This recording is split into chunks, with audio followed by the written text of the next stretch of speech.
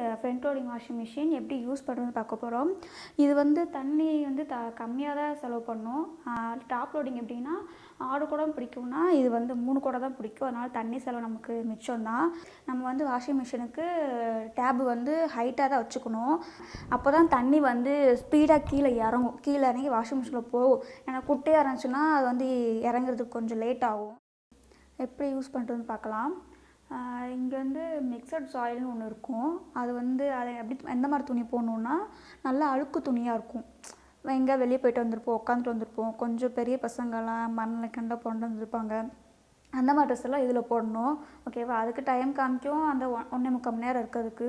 அடுத்து வந்து சிந்தட்டிக்னு வந்தது நம்ம எங்கேயாச்சும் டெய்லி ஆஃபீஸ் போகிறோம்ல, ஆஃபீஸ் ட்ரெஸ் எல்லாமே இந்த சிந்தட்டிக்கில் போட்டுக்கலாம். அப்புறம் வந்து காட்டன் நார்மலை வந்து பெட்ஷீட் இதெல்லாம் போட்டுக்கலாம். ஓகே.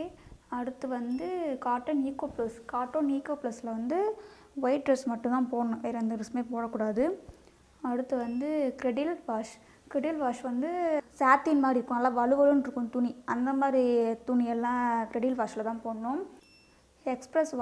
எக்ஸ்ப்ரெஸ் வாஷ் வந்து நம்ம எங்கேயாச்சும் அர்ஜெண்ட்டாக வெளியே போகணும் அப்படின்ட்டு வந்தால் டக்குன்னு துவைச்சி கொடுக்கணும்.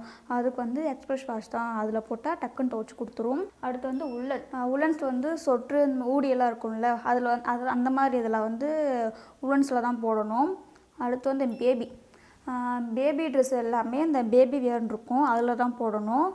அடுத்து வந்து ஸ்பின் ட்ரையும் அதுக்கு கீழே வந்து ரின்ஸும் ஸ்பின்னும் இருக்கும். அது எதுக்குன்னா நம்ம டப்பில் ஊற வச்சுருப்போம்ல, அந்த ட்ரெஸ்ஸை அப்படியே கொண்டு வந்து தூக்கி போட்டு அதை துவைச்சி கொடுத்துருவோம். ஓகே. லிக்யூட் வந்து எப்படி போட்டு எப்படி வாஷ் பண்ணுறதுன்னு பார்க்க போகிறோம். பார்க்கலாம். இப்போ வந்து லெஃப்ட் சைடில் வந்து ஒரு ப்ளூ கலரில் போட்ட ஒரு இது மூடி இருக்கும். அதில் வந்து லிக்யூடு ஊற்றணும். லிக்யூடு தான் மட்டும்தான் ஊற்றணும். ஏன்னா பவுட்ரு போட்டிங்கன்னா நீங்கள் திட்டு துணியில் வந்து ஒரு மாதிரி வெள்ளையாக இருக்கும். லிக்யூட்னால் நல்லா வாசனையாகவும் இருக்கும், நல்லாயிருக்கும். இப்போ வந்து சென்டர் இருக்குல்ல, அந்த சென்டரில் பார்த்தீங்கன்னா கம்ஃபர்ட்டை தான் ஊற்றணும். ஓகேவா? கம்ஃபர்ட் வந்து நீங்கள் உங்களுக்கு வாசனைக்கு தகுந்தாப்பில் தேவையான நீங்கள் கம்ஃபர்ட் ஊற்றிக்கலாம்.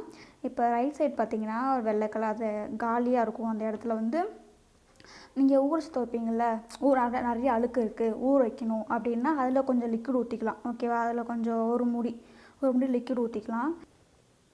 எனக்கு வந்து துணி கொஞ்சம் அதிகமாக இருக்குது, அழுக்கும் கொஞ்சம் அதிகமாக இருக்கனால நான் 45 ml ஊற்றுறேன்.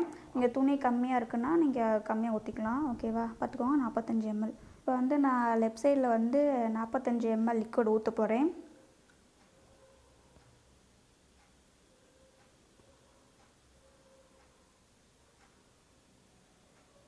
ஊற்றிட்டேன். அடுத்து இங்கே சென்டரில் இருக்குல்ல, அது வந்து நான் கம்ஃபர்ட் ஊற்ற போகிறேன். அது அளவு வந்து ஒரு பாக்கெட்டில் வந்து 20 ml இருக்கும். ஓகேவா? எனக்கு வாசனைக்கு வந்து அதிகமாக வேணும், அதனால நான் 2 பாக்கெட் 40 ml ஊற்ற போகிறேன். இப்போ நம்ம இதை மூடிடலாம்.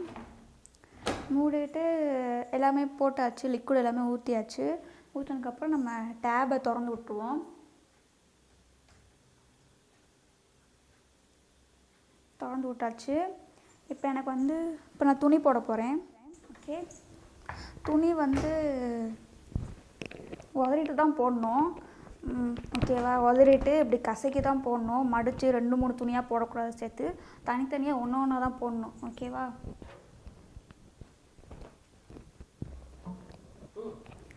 துணி வந்து ரொம்பவும் போடக்கூடாது.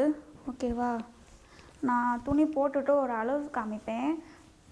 அந்த அளவில் தான் போட்டணும். துணி ஓவராக போட்டிங்கன்னா அது வந்து சுற்ற முடியாது. ஏன்னா சுற்றுறது கொஞ்சம் இடம் வேணும் இல்லையா? அதனால் துணி கம்மியாக தான் போடணும். இந்த வாஷிங் மிஷின் வந்து 6.5 கிலோ தான் தாங்கும். அதுக்கு மேலே துணி போடவே கூடாது.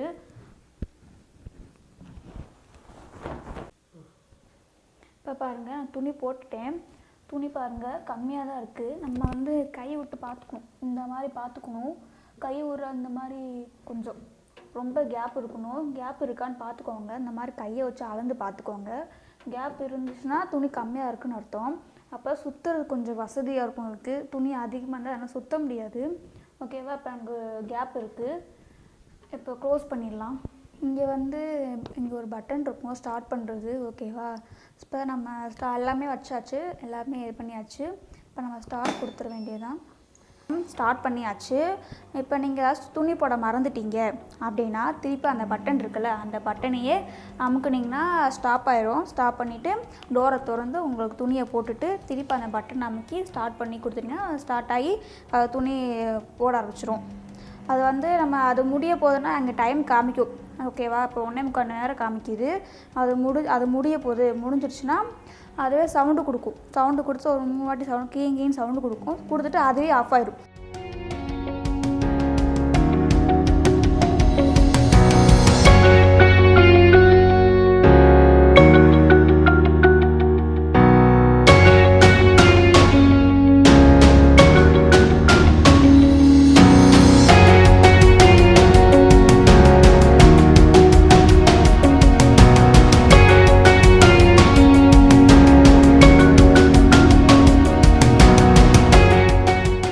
எப்படி இருக்குன்னு பார்க்கலாம். துணி பாருங்கள், ஈரமே இல்லை, நல்லா காஞ்சிருக்கு. ஸோ அது வந்து சுடுதண்ணில் வாஷ் பண்ணி கொடுக்கும். நம்ம நார்மல் தண்ணி தான் போடுறோம், அதுவே உள்ளே அது சூடாயிக்கும். அதுவே பாருங்கள் நல்லா காஞ்சிருக்கு. இது நீங்கள் வெளியே காய போட்டிங்கன்னா 10 நிமிஷம் தான் காயும். எடுத்து அழகாக மடித்து அழகாக பீரோக்குள்ள வச்சிடலாம்.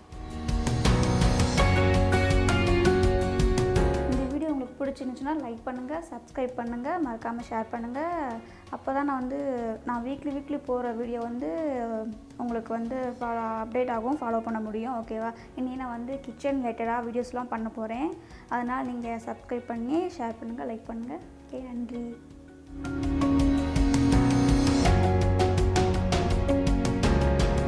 மறக்காமல் லைக் பண்ணுங்கள், ஷேர் பண்ணுங்கள், சப்ஸ்கிரைப் பண்ணுங்கள். நன்றி.